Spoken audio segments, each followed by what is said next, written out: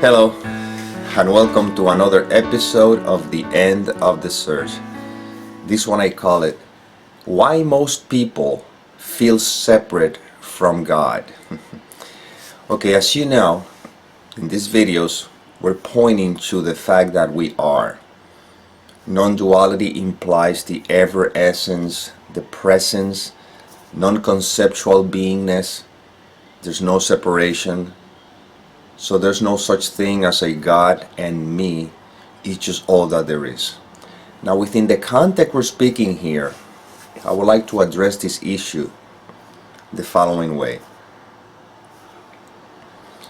All that there is oneness. You can call it God. Okay? The reason why we feel separate from God, or most people may feel separate from God, is because they feel separate from their brothers and sisters. You see? If I feel separate from my brother or from my sister, I have to feel separate from God. Because until I can see God in everything, I am experiencing separation. There's a line in the Bible when Jesus says, or attributed to Jesus, where he says, "Inasmuch that you have done it to any of my brothers and sisters," or my brethren, I think is the word that is used, "inasmuch that you have done it unto them, you have done it unto me." Because where Jesus is pointing to, or any teaching that points to truth, it points to the fact that all that there is oneness, that all that there is being. So, when I perceive myself as separate from you, since you are God, I am God, everything is God, if I feel separate from you, I must be feeling separate from God, from the source. You see? Now, if I'm going to use this word, which I don't like to use it because there's no real purpose per se, but if anything, the purpose of this life would be to join, to notice how there's a sense of separation in me in order that can be healed, or can be restored, or can be seen as the only thing that is true. So, whenever you find yourself feeling any issue of either resentment or even attraction to something or to someone, all of things suggest that you are a separate entity. I'm attracted to what I think I need, and I, reject whatever I have judged. Okay? Doesn't mean you have to accept everything in a sense that you have to agree with everybody. This is not what we're talking about. Just notice where there is a sense of me feeling separate from you in any way, shape, or form, and in that sense, you can just go back to the recognition that I am. So, let's say you have someone that has done something according to the way you see it, that you feel some kind of resentment. You can go to church all you want, you can pray to God all you want, but until the separation between you and your brother is not healed, you cannot experience the oneness with yourself, with God, or whatever you want to call it. And then the question is, but then how do we heal that? Because I'm going to give you an example, an extreme one. I have to go to that extreme so you can see that how this works. There was a lady by the name of Abigail, I forgot her last name right now, where she had a situation in which someone murdered her only child, a daughter. Okay, she was a teenager. Imagine what a parent have to go through in a situation like that. So she felt all the emotions that many people would feel in a situation like that, but all she was doing is hurting herself. I mean, it was she was in a hole she couldn't get out of. Then she was introduced to the teachings of A Course in Miracles. Now, I'm not saying this so you can go ahead and teach, learn a Course in Miracles. No, I'm just pointing this out because that's how it happened for her. To somebody else could have been she was introduced to Buddhism, for example, or to somebody might have been she was introduced to whatever. It doesn't matter. But in this case, she began to learn about forgiveness and the nature of what we are. Okay. So after, I don't know, maybe 10 years or something like that, going through all the grieving and all that stuff, now she begins to heal that. In that desire for healing, she received this inspiration of wanting to talk to the people who actually did that to her daughter. There were two, I believe so. And I don't know, she wanted to maybe heal that or see what motive or whatever. I don't know. The bottom line is that she went ahead and she contacted the people who did that.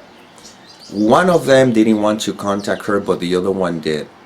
So she went to the jail where the person was, I believe, was incarcerated for life. I think that he was in death row. I think so. So she went there, and long story short, they became pretty good friends. She began to feel a genuine love for that. Now I know this may be very difficult for you to grasp. I am aware, but let me finish this, okay?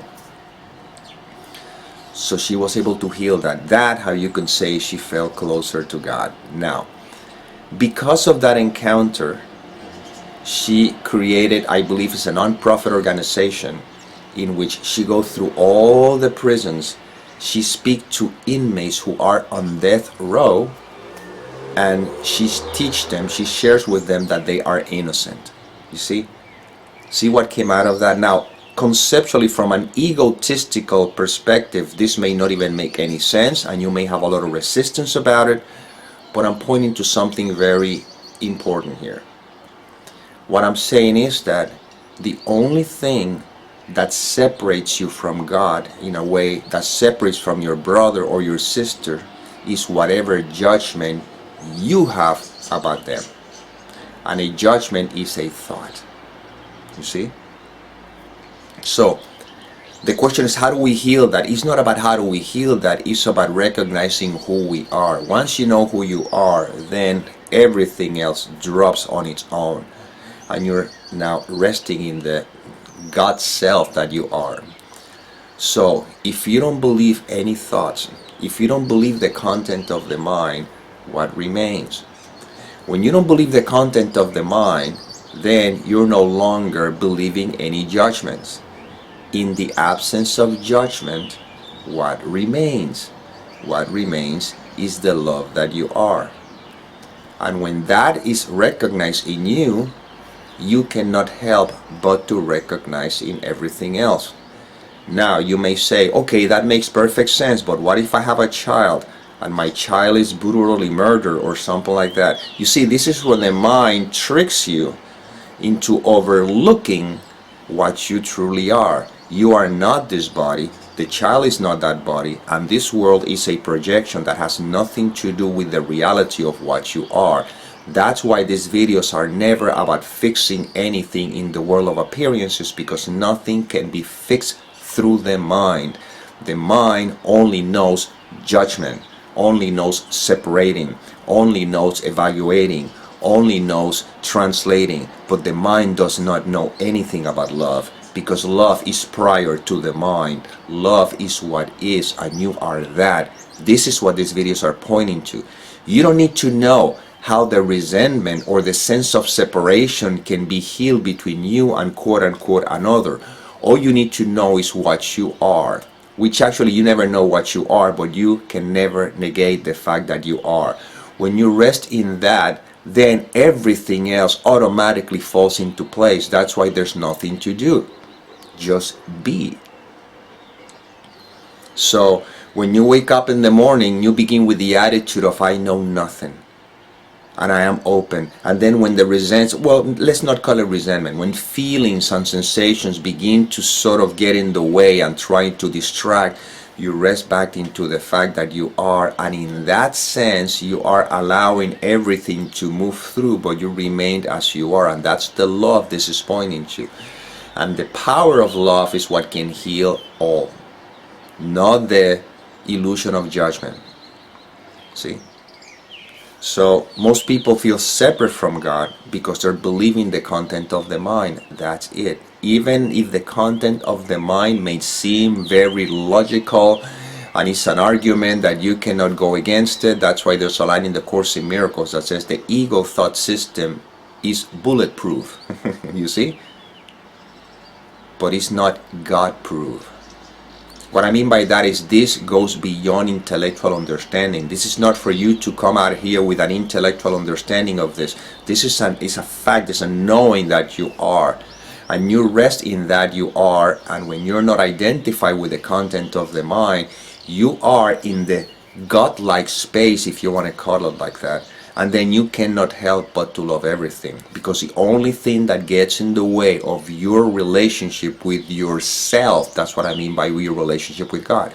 The only thing that gets in the way in the relationship with yourself is any judgment you place in the middle, in spite of whether the argument is logic and justified or not. It's irrelevant. There's a line in the Course in Miracles that says anger is never justified. It never said that you don't get angry. Anger may happen, the feeling may happen, but when you justify is when you get a hold of it. But if you don't justify it, then it can continue on its path. Well, these videos are not about giving you any kind of information that you can hold on to so you can try to justify or trying to intellectually make sense of any of this. These videos are pointing to what is, which is the obvious if you simply get the thoughts out of the way. I didn't say the thoughts will not be there if you just don't believe them. Find out any resentment, any judgment, any issue do you have with a brother, and the only thing you will find out is your thoughts about that situation. Without those thoughts, in spite of a thought says, no, but this happened and they need to pay. These are thoughts. You see, these are thoughts. And as long as you stay in the mind, you are in a never-ending closed loop in which you cannot get out of it. But there's a way to get out of it. And it's not by trying to get out of it. It's just by withdrawing the attention to whatever is holding you in it. Did you follow what I just said? The way to get out of it is simply withdrawing the attention from that which is keeping you in it. So right now, life is, and when you want that, when that is the most important thing in your life, which is not a choice that you make anyway, this is what happens through you anyhow. This is the paradox of this. But hey, that's just the way it is. Life is having you listening to this kind of information, so it could be said that something within you is ready to finally realize that you simply are. So you don't need to be closer to God. You are it. You just need to remove the obstacles that is not allowing you the direct experience of the oneness with yourself. You see, yourself does not separate. So you need to join. You don't need to join with yourself. You are already it. You just need to look at the obstacles that is not allowing you to recognize the fact that you are. And when you look at a brother and you feel separate from your brother, you're separate from yourself. Consequently, it doesn't matter how much you want to justify whatever you think someone may have done to you. The fact is that any kind of justification that you use is holding you back from your own oneness with the self. And you can pray to God all you want, you can do all sorts of different things in order to try to get closer to God, and if there's only one single individual in this whole universe that you feel separate from, you will never be able to feel the oneness that you are with the self. You see? And once again, if you think this is very difficult, it's not very difficult, it's very simple. I didn't say it was easy because of the conditioning, but it's very simple. Right now, whenever a thought of judgment or anything about someone or anything comes through, you rest in the recognition that I am. You are not trying to push that thought away. You're not trying to fight against it. You don't want to just deal with it. You just simply be. And in that beingness, you trust because you want to rest in that beingness. And the love that you are is doing the work. You don't need to do anything. That's why we're not engaging the mind at all. The mind is only for execution, not for advising. I don't know how you may heal, or something within you or whatever will be healed. I don't know. I have no idea, and I'm not going to give you strategies about it. I'm just going to keep pointing to the same thing. If you don't identify with the content of the mind, what remains? Don't answer the question. If you answer the question, you went back to the mind. I'm pointing to what is. I'm pointing to the self. I'm pointing to the God that you are, that you may feel separate from, but you can never not be separate from the fact that you are. Well, this is inspiration that came through. I hope it served. And as always, may peace permeate the mind so that love can be extended.